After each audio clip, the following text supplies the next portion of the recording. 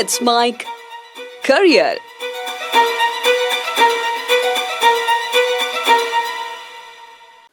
नमस्कार, let's make career में आपका स्वागत है।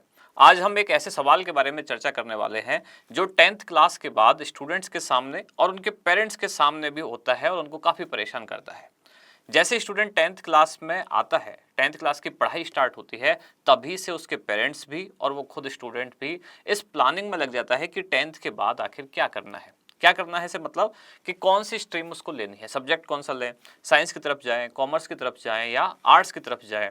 बहुत सारे स्टूडेंट ऐसे हैं जो आगे पढ़ाई नहीं करना चाहते, वो चाहते हैं कि कोई डिप्लोमा कोर्स करें, यानी कि 11th-12th करने के बजाय कोई डिप्लोमा कोर्स करें, कोई सर्टिफिकेट कोर्स करें, ऐसा कुछ करें कि जल्दी से जल्दी पैसा कमाना शुरू करें। किसी की फाइनेंशियल कंडीशन उतनी अच्छी नहीं है कि वो हायर स्टडीज़ में जा सके, तो वो चाहते हैं कि कोई सर्टिफिकेट कोर्स हो जाए, कोई डिप्लोमा कोर्स हो जाए, कोई कंप्यूटर कोर्स कर लें और फटाफट से हम पैसा कमाना शुरू करें ताकि परिवार की स्थिति को संभाल सकें। अब इतने सारे सवाल जब मन में आते हैं तो हम परेशान होते हैं और हम एक सही गाइडेंस की तलाश में होते हैं कि आखिर 10th क्लास के बाद कौन से स्ट्रीम में जाना चाहिए, कौन सा सब्जेक्ट लेना चाहिए और अगर डिप्लोमा या सर्टिफिकेट कोर्स करें तो किन चीज़ों को आधार बनाते हुए करना चाहिए। इन्हीं सारे सवालों का जवाब इस वीडियो में ढूंढने की कोशिश हम कर रहे हैं। सबसे पहले हम इस फैक्टर पे बात करेंगे कि कौन कौन से ऐसे कारण हैं जो 10th क्लास के स्टूडेंट या उसके जो पेरेंट्स हैं उनको प्रभावित करते हैं कि हम कौन सा सब्जेक्ट लें, कौन सा सब्जेक्ट ना लें। इसमें 2-3 मुख्य कारण हैं। स्टूडेंट के दिमाग में जो सबसे पहला फैक्टर आता है, उनको एक सोसाइटी का प्रेशर महसूस होता है क्योंकि टीनेजर बच्चे हैं, ये आस-पास अपनी सोसाइटी से बहुत ही ज़्यादा इफेक्ट होते हैं। इनको लगता है कि सोसाइटी को लगेगा कि साइंस में जाना ज़्यादा अच्छा है।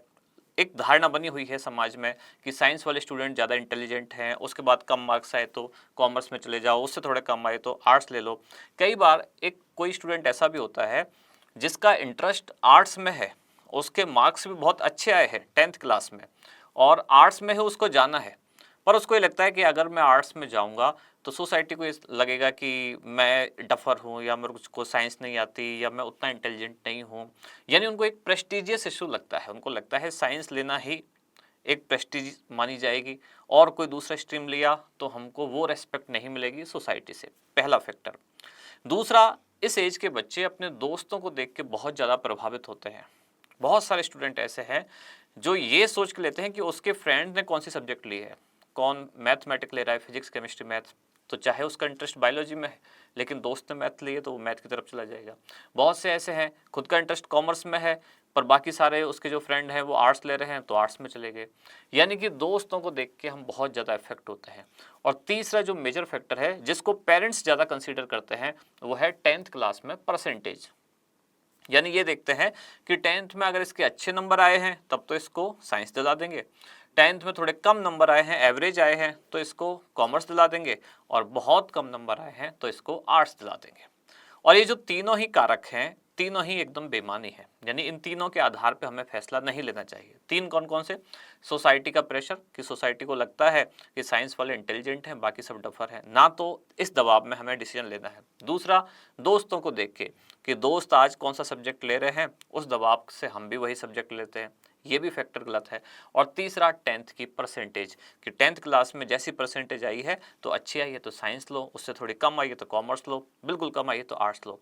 तीनों ही एकदम बेकार बातें हैं, यानी कि इन तीनों को आधार बना के हमें कोई फैसला नहीं लेना चाहिए। फिर अब सवाल है तो किस चीज़ को आधार बनाएं? इसमें कुछ बेसिक सी बातें हैं जो सब लोग आपको बोलते हैं। पहली बात तो ये है, पहले आप अपने आप की और अपने परिवार की स्थिति को समझिए। पहले आप ये समझिए कि आपको 11th क्लास ही करनी है आगे जाके या आपको कोई डिप्लोमा या सर्टिफिकेट कोर्स करना है। अपनी फाइनेंशियल स्थिति आप समझिए, पारिवारिक स्थिति समझिए। अगर रोजगार के एंगल से देखना है तो जैसे कि मान लो ITI जैसा कोई कोर्स है, अब इस कोर्स के बाद आपको जल्दी ही कोई ना कोई रोजगार मिल जाता है और अगर आप 11th-12th फिर आके ग्रेजुएशन पोस्ट ग्रेजुएशन में जाते हैं तो वहाँ आपको एक लंबी पढ़ाई के बाद कमाने का कोई जरिया प्राप्त होता है। तो पहले तो आप ये देखें आपके घर की कंडीशन कैसी है, फाइनेंशियल कंडीशन कैसी है। क्या आपको जल्दी नीड है पैसे की, जल्दी नौकरी करने की ज़रूरत है, तो आपको कोई डिप्लोमा कोर्स, कोई सर्टिफिकेट कोर्स ऐसा करना चाहिए बजाय कि हायर स्टडी हाथों हाथ शुरू करने के बजाय। और जैसे आपका डिप्लोमा सर्टिफिकेट होता जाए, आपके हाथ में कुछ पैसा आता जाए, तब आप चाहें तो अपनी पढ़ाई को वापस कंटिन्यू कर सकते हैं। तो पहली बात तो ये समझनी चाहिए कि हर किसी के लिए 11th-12th ग्रेजुएशन पोस्ट ग्रेजुएशन नहीं है। कुछ स्टूडेंट्स को ये भी सोचना चाहिए कि अगर मुझे पैसे की नीड आज है, परिवार की स्थिति खराब है, तो आप पहले अपने रोजगार की व्यवस्था करें और उसके लिए आपको कोई वोकेशनल कोर्स या डिप्लोमा कोर्स या सर्टिफिकेट कोर्स इनकी तरफ जाना चाहिए। अब ये कौन कौन से कोर्स हैं, कहाँ से हो सकते हैं, उसके बारे में भी वीडियो के अगले भाग में हम डिस्कस करेंगे। अब उधर आते हैं कि स्ट्रीम कौन सा चूज करें, कि साइंस लें, आर्ट्स लें या कॉमर्स लें। पहले एक एक स्ट्रीम के बारे में जानते हैं कि कौन से स्ट्रीम में आगे करियर के ऑप्शन क्या क्या है और आपको अपनी रुचि के अनुसार कौन सा स्ट्रीम लेना चाहिए। शुरुआत करते हैं साइंस से। ज़्यादातर स्टूडेंट और पूरी सोसाइटी ऐसा मानती है कि जिनकी परसेंटेज अच्छी है 10th में उनको साइंस लेना चाहिए। ये एकदम बेकार, एकदम बकवास बात है, ऐसा कुछ भी नहीं है। बहुत सारे स्टूडेंट ऐसे हैं जिन्होंने शुरुआत में साइंस ली फिर छोड़ के आर्ट्स में आ गए, जबकि वो अपने 10th क्लास में टॉपर हुआ करते थे। और बहुत सारे ऐसे हैं जिन्होंने पहले कॉमर्स या आर्ट्स ली और बाद में साइंस की तरफ उनका रुझान बन गया तो उधर चले गए। यानी मेरा कहने का भाव ये है, कोई भी स्ट्रीम आप लो, स्ट्रीम कभी भी किसी का कैरियर डिसाइड नहीं करती है। कैरियर हमेशा डिसाइड होता है आपकी खुद की क्षमता से। बहुत सारे लोग ऐसे हैं जिन्होंने साइंस ली और एक एवरेज हमेशा रहा उनका करियर। बहुत सारे ऐसे हैं जिन्होंने आर्ट्स ली और वो बहुत ही सुपीरियर रहे अपने करियर में। अगर साइंस वाले सबका ही करियर अच्छा होना होता तो आप देखते कि सारे के सारे सब जगह साइंस वाले ही आपको दिखाई देते। ऐसा नहीं है। यानी करियर कह सकते हैं कि किसी क्षेत्र में स्कोप नहीं होता, स्कोप हमें अपने आप हमारे अंदर होता है। हमारे अंदर जो क्षमता है, तो हम कोई भी सब्जेक्ट लेंगे, किसी भी स्ट्रीम में जाएंगे, अगर हमने हमारी रुचि के अनुसार वो सब्जेक्ट लिया है तो हम जहाँ जिस क्षेत्र में जाएंगे उसी में स्कोप बना लेंगे। तो पहले आपको ये समझना पड़ेगा कि आपकी रुचि क्या है। आपको कला यानी कि आर्ट्स अच्छा लगता है तो आप वो लें और बेधड़क होकर लें, बिना किसी सोसाइटी के प्रेशर के या दोस्तों के प्रेशर के। और जो आपका मन है उसको आप पूरे मन के साथ, तल्लीनता के साथ करें तो उसमें ही बहुत अच्छा करियर बन सकता है। और अगर समाज के दबाव में आपका मन तो था आर्ट्स में जाने का, चले गए आप साइंस में, तो आप ना तो पूरी तरह आर्ट्स का कुछ कर पाएंगे, ना ही पूरी तरह साइंस का कुछ कर पाएंगे। 2-3 साल बाद आप फिर स्ट्रीम बदलने की सोचेंगे। आपने दबाव में 12th क्लास पास कर ली, फिर आप ग्रेजुएशन में बीएससी नहीं करेंगे, बीए करेंगे। या मान लो आपको बीटेक करने भेज रहे हैं या बायोलॉजी में है तो बीएससी वगैरह, नर्सिंग या और कुछ मेडिकल कोर्स की तरफ भेज रहे हैं, फिर आप बीच में छोड़ेंगे, फिर आप आएंगे आर्ट्स की तरफ। उससे अच्छा है पहले ही वो चूज करें जो आपकी रुचि का विषय है। अब एक एक स्ट्रीम के फायदे नुकसान समझते हैं। सबसे पहले हम लेते हैं साइंस वाले स्ट्रीम को। 10th क्लास अगर आप साइंस से करते हैं, 10th के बाद अगर आप साइंस में जाते हैं तो साइंस में भी 2 तरह के स्ट्रीम है। एक है फिजिक्स केमिस्ट्री बायोलॉजी, दूसरा है फिजिक्स केमिस्ट्री मैथमेटिक्स। आजकल एक नया और इसमें क्षेत्र खुला है जिसमें फिजिक्स, केमिस्ट्री, बायोलॉजी और मैथमेटिक्स ये भी आप एक साथ ले सकते हैं। पर उसमें करियर का बर्डन काफ़ी ज़्यादा हो जाता है, यानी कि पढ़ने के लिए आपके लिए चीज़ें काफ़ी ज़्यादा हो जाती हैं। तो सलाह मेरी यही है कि आप या तो पीसीबी यानी कि फिजिक्स केमिस्ट्री बायोलॉजी लें या पीसीएम फिजिक्स केमिस्ट्री मैथमेटिक्स लें। अगर आप दोनों ले लेते हैं, फिजिक्स केमिस्ट्री मैथमेटिक्स और बायोलॉजी, तब भी आपको करियर में तो किसी एक में ही जाना पड़ेगा, या तो बायोलॉजी वाले स्ट्रीम में जाएंगे या मैथमेटिक्स वाले में जाएंगे। तो जब एक में ही जाना है तो अननेसेसरी 2 साल तक और क्यों दुविधा में रहें कि बायोलॉजी भी पढ़ रहे हैं, मैथ भी पढ़ रहे हैं। अब 12th के बाद देखेंगे दोनों में से किधर जाएं। पहले ही तय कर लें, आपकी रुचि मैथ में है तो पीसीएम, बायोलॉजी में है तो पीसीबी, ज़्यादा अच्छा रहेगा। मेरा सुझाव ये है। अब जैसे कि सबसे पहले फिजिक्स केमिस्ट्री और मैथमेटिक्स, अब इसमें बहुत सारे स्कोप हैं। हमने जैसे पुरानी वीडियो में देखा 12th class physics chemistry mathematics से करने के बाद आगे आपके क्या क्या ऑप्शन हैं। इंजीनियरिंग, आर्किटेक्चर, एरोनॉटिक्स, जैसे इसरो जैसे संस्थान में आप जा सकते हैं, साइंटिस्ट बन सकते हैं, एनडीए में जा सकते हैं। यानी पूरी एक वीडियो हमने बनाई हुई है कि 12th में फिजिक्स केमिस्ट्री मैथमेटिक्स लेने के बाद क्या क्या कर सकते हैं, वहाँ आप जाकर देख सकते हैं। दूसरा इसमें स्ट्रीम है फिजिक्स केमिस्ट्री और बायोलॉजी। ये मेडिकल और नॉन मेडिकल दोनों तरह के स्कोप आपके सामने खोलता है। मेडिकल फील्ड में जैसे MBBS, BDS, BSc nursing, pharmaceutical, ये सब स्ट्रीम इसमें खुलते हैं। नॉन मेडिकल में जैसे कि बायोटेक्नोलॉजी वगैरह, इस तरफ भी आप जा सकते हैं। इसमें भी अच्छा खासा स्कोप है। आपकी रुचि पर डिपेंड करता है कि आपको कौन सा स्ट्रीम ज़्यादा सूटेबल रहेगा। इसके अलावा जैसे कि और करियर के ऑप्शन, इंजीनियर हो गया, डिप्लोमा भी आप कर सकते हैं इंजीनियरिंग में, मेडिकल में MBBS, BDS, BMS, BHMS, BPT, इन सब पर हम अलग अलग से एक वीडियो बना चुके हैं कि बायोलॉजी में क्या क्या स्कोप है, मैथमेटिक्स में क्या क्या स्कोप है। अगर आपने नहीं देखी, देखना चाहें तो वो भी आप देख सकते हैं। अब अगला जो स्ट्रीम है वो है कॉमर्स, जिसको हिंदी में कहते हैं वाणिज्य। कौन कौन से इसमें मेजर सब्जेक्ट होते हैं पहले उन पर नजर डालते हैं। ये है अकाउंटेंसी, मुख्य जो सब्जेक्ट है इसमें, बिजनेस स्टडीज और इकोनॉमिक्स। एक सलाह ये भी है कि अगर आप कॉमर्स मैथ्स के साथ लेते हैं, एक ऑप्शन ये भी होता है इसमें, मैथ्स भी अगर साथ में लेते हैं आप, तो आपके पास करियर के ज़्यादा अच्छे ऑप्शन होते हैं। वैसे भी बिजनेस वाले व्यक्ति की मैथमेटिक्स अच्छी होनी चाहिए। अगर आप कॉमर्स में भी अच्छा आगे स्कोप देखना चाहते हैं तो आपकी मैथ्स पे भी अच्छी कमांड होनी चाहिए। मैथ्स से आप बच के अच्छा बिजनेसमैन नहीं बन सकते। पुराने जितने भी बिजनेसमैन हैं, अगर आप उनको देखोगे तो उनका हिसाब किताब बहुत अच्छा होता है, उंगलियों पे हिसाब कर देते हैं। तो यानी अगर आपको अच्छा बिजनेसमैन बनना है तो आप मैथ्स को अवॉइड नहीं कर सकते। तो बेटर यही है कि अगर आप अच्छा बिजनेसमैन बनना चाहते हैं, कॉमर्स आप लेना चाहते हैं, तो मेरी सलाह यह है कि कॉमर्स मैथ्स के साथ आप लें, मैथ्स भी साथ में पढ़ें। अब किन छात्रों के लिए ये ज़्यादा उपयुक्त है? जो व्यापार में रुचि रखते हैं, लेखा, अकाउंटेंसी, अर्थशास्त्र में, बैंकिंग में या फाइनेंस में, इनमें अगर आप अपना स्कोप देखते हैं और ये क्षेत्र आपको अट्रैक्ट करते हैं तो आपको इनमें जाना चाहिए। 12th कॉमर्स के बाद क्या करें, ये हम अलग से वीडियो पहले बना चुके हैं। जैसे कि उसमें कोर्स क्या क्या थे, सीए यानी कि चार्टर्ड अकाउंटेंट, सीएस यानी कि कंपनी सेक्रेटरी। इसके अलावा जो जनरल ट्रेडिशनल कोर्सेज हैं जैसे कि बीकॉम, बीबीए, एमबीए, इस तरह के कई सारे इसमें स्ट्रीम आगे खुलते हैं। अब तीसरा रह गया आर्ट्स, जिसको ह्यूमैनिटीज हम कहते हैं। अब इसमें कौन कौन से सब्जेक्ट है पहले उस पर नजर डालते हैं। इसमें है जैसे इतिहास, भूगोल, राजनीति विज्ञान, समाजशास्त्र, मनोविज्ञान, हिंदी, अंग्रेजी। किन छात्रों के लिए उपयुक्त है? सबसे पहले तो उनके लिए जिनकी रुचि इसमें है। जैसे कि आपको मान लेते हैं हिंदी की तरफ आपको रुझान है, अब आपको नोवेल पढ़ना है, या इंग्लिश की तरफ आपको रुझान है, लिटरेचर पढ़ना आपको अच्छा लगता है, तो आपको ये सब्जेक्ट लेने चाहिए। राजनीति में आपकी रुचि है, इतिहास पढ़ना आपको अच्छा लगता है, दुनिया को जानना अच्छा लगता है, जियोग्राफी आपको अच्छी लगती है, तो आपको बिना किसी की परवाह किए इस स्ट्रीम को चूज करना चाहिए। और फिर इसके बाद अगर आप सोचते हैं कि आप सरकारी नौकरी की तरफ जाएं, तो सरकारी नौकरी में आज भी सबसे ज़्यादा चांसेस जिनके हैं, प्रैक्टिकल बात की जाए तो आर्ट्स वाले स्टूडेंट्स के लिए है। फिर आप कहोगे पर होते तो सिलेक्ट नहीं है, ज़्यादा सिलेक्ट तो साइंस वाले होते हैं।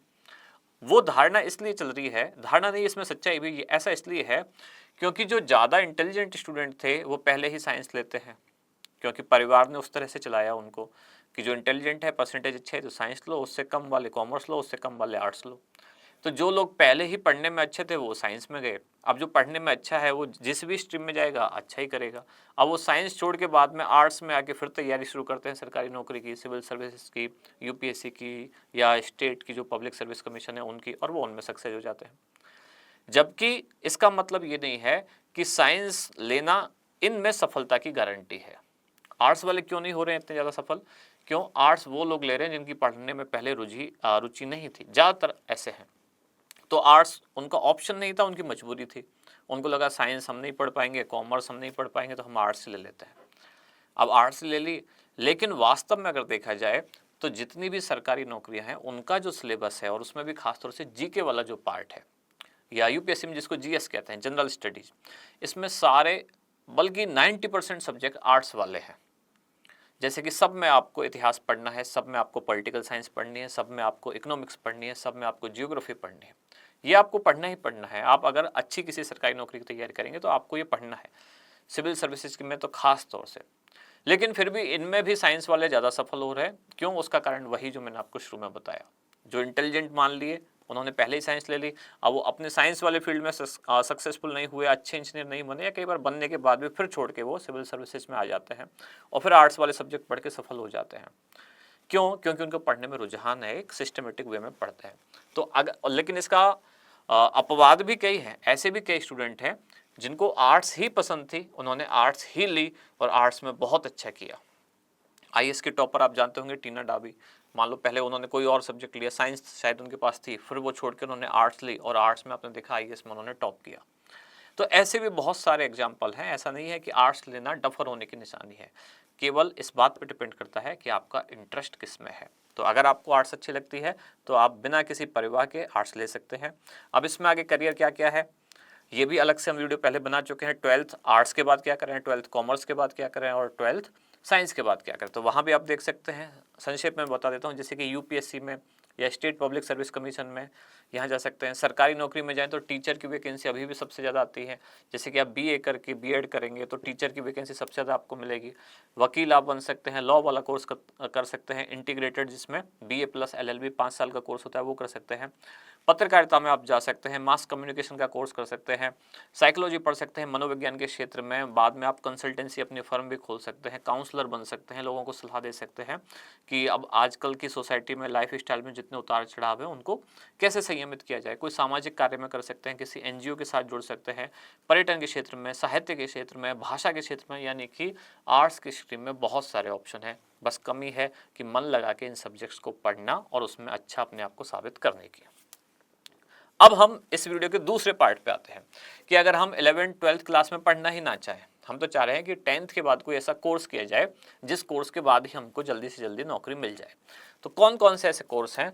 इनको हम कहते हैं वोकेशनल एजुकेशन, वोकेशनल कोर्सेज, जैसे कि ITI या भारत सरकार ने चला रखा है प्रधानमंत्री कौशल विकास योजना, इस तरह की किसी योजना में कुछ पढ़ना, स्किल इंडिया कोर्सेज। अब इनसे हमको नौकरी क्या मिलती है? ITI करने के बाद जैसे कि इलेक्ट्रिशियन, बिजली का जो काम धाम करते हैं, fitter, welder, computer operator, telephone operator, इसके अलावा ड्रेस डिजाइनर या इलेक्ट्रॉनिक्स, बहुत सारे ऐसे स्कोप खुलते हैं जो आप 10th के बाद लगभग 1-2 साल ये कोर्स करने के बाद और फिर आपको कोई ना कोई ठीक ठाक नौकरी मिल जाती है, जिससे कि आपकी फाइनेंशियल जो स्थिति है वो थोड़ी सी स्टेबल होने में मदद मिलती है। डिप्लोमा कोर्सेज कौन कौन से उनको जानते हैं? जैसे कि डिप्लोमा इन इंजीनियरिंग, पॉलिटेक्निक जिसको आप कहते हैं, अभी mechanical engineering, civil engineering, electrical, computer कई में होता है। होटल मैनेजमेंट में आप डिप्लोमा कर सकते हैं, फूड टेक्नोलॉजी में आप डिप्लोमा कर सकते हैं, फैशन डिजाइनिंग में कर सकते हैं, फोटोग्राफी में कर सकते हैं, ग्राफिक डिजाइनिंग में कर सकते हैं। इसके अलावा कुछ नॉन टेक्नोलॉजिकल बैकग्राउंड में भी डिप्लोमा है, जैसे कि जर्नलिज्म यानी कि पत्रकारिता में आप डिप्लोमा कर सकते हैं। एजुकेशन, एक तो बीएड है वो तो डिग्री है, उसके अलावा डिप्लोमा भी होता है एजुकेशन के क्षेत्र में, वो आप कर सकते हैं। ट्रैवल और टूरिज्म में आप डिप्लोमा कर सकते हैं। योगा आजकल एक नया चला है, स्पोर्ट्स ट्रेनिंग और योग, इस फील्ड में भी आप डिप्लोमा कर सकते हैं। इसके बाद आप योगा टीचर बन सकते हैं, इंस्ट्रक्टर बन सकते हैं। कुछ नई ऐसे क्षेत्र भी खुलने लगे हैं। आपने देखा होगा आजकल बहुत सारे लोगों में एक ट्रेंड चला है योगा क्लासेस ज्वाइन करने के लिए। अब इसके लिए भी डिप्लोमा करना पड़ता है अगर आप एक अच्छे योगा टीचर बनना चाहते हैं।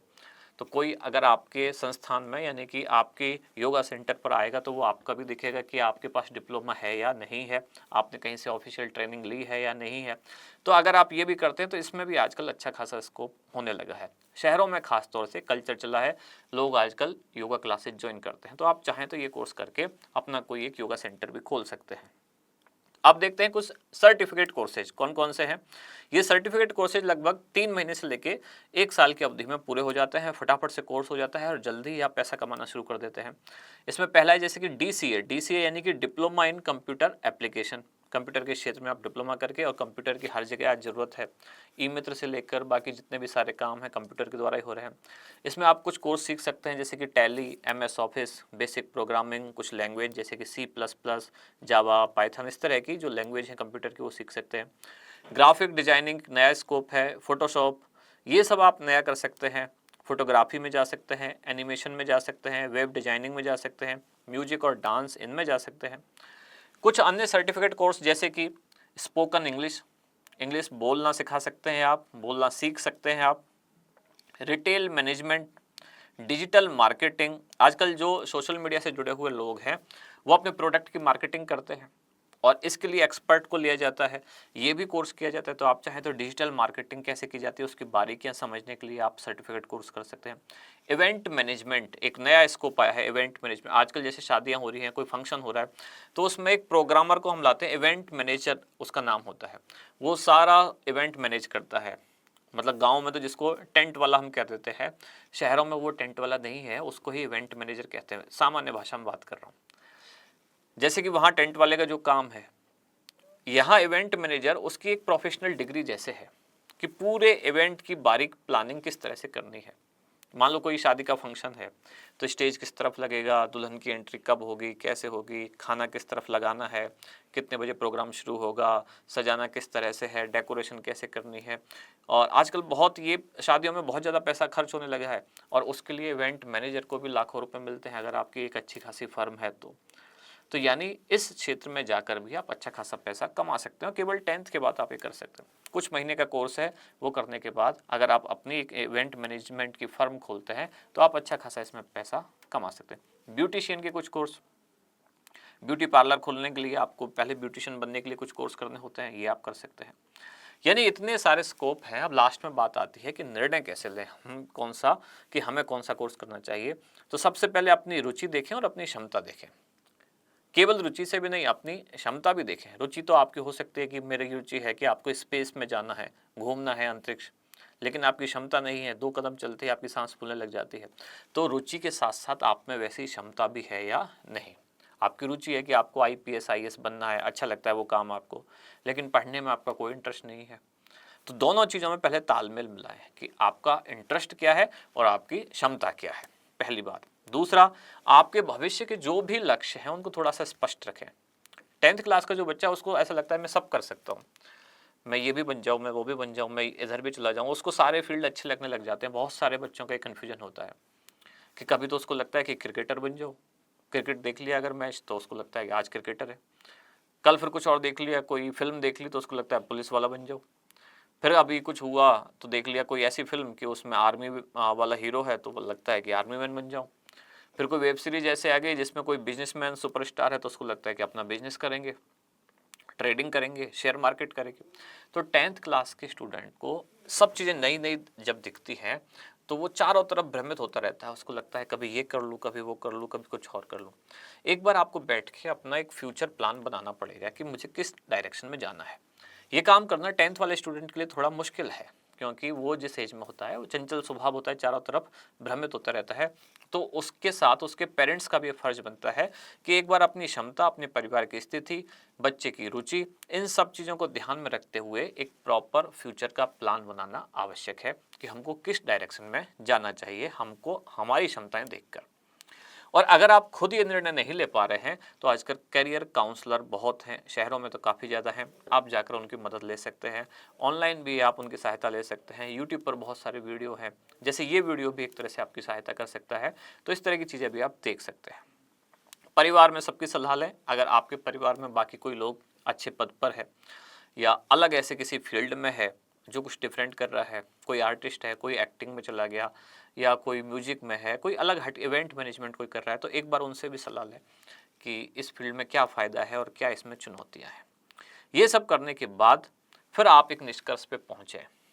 इसमें आपको हो सकता है कुछ दिन लगें, कुछ हफ्ते भी लग सकते हैं और कुछ महीने भी लग सकते हैं, लेकिन अगर आपने सोच समझ के निर्णय लिया है तो आपको कभी भी बाद में पछताना नहीं पड़ेगा। कई बार हम निर्णय लेने की जल्दबाजी करते हैं, फटाफट कोई ना कोई डिसीजन ले लेते हैं और उसमें देखते हैं परसेंटेज अच्छी आई, 80, 85, 90 आई, साइंस दे दो, 60 से 70 के बीच में तो कॉमर्स दे दो, 60 से नीचे आ गई तो आर्ट्स दे दो। तो इस तरह के डिसीजन हमें नहीं लेने चाहिए। इनसे हम जल्दी डिसीजन तो ले लेते हैं पर वो डिसीजन फायदेमंद नहीं होता। तो मेरी सलाह यही है, सोच समझ के फ्यूचर की प्लानिंग के हिसाब से अपना डिसीजन लें। ये जानकारी आपको कैसी लगी ये हमें कमेंट्स में ज़रूर बताएं और इसी तरह की अन्य जानकारियों के लिए जुड़े रहिए लेट्स माइक के साथ। धन्यवाद। आप सुन रहे थे let's mic more than radio. Follow कीजिए हमें हमारे सोशल मीडिया प्लेटफॉर्म्स पर। It's time for news. It's time for more than radio. Presenting the first radio news app, Let's Mic. Let's Mic, a news-based app on your phone where you get to watch and listen news, talk shows, interviews, radio show podcasts. On Let's Mic, you get all relevant information of TV, print, radio, podcast, and digital. Let's Mic talks about every segment of life.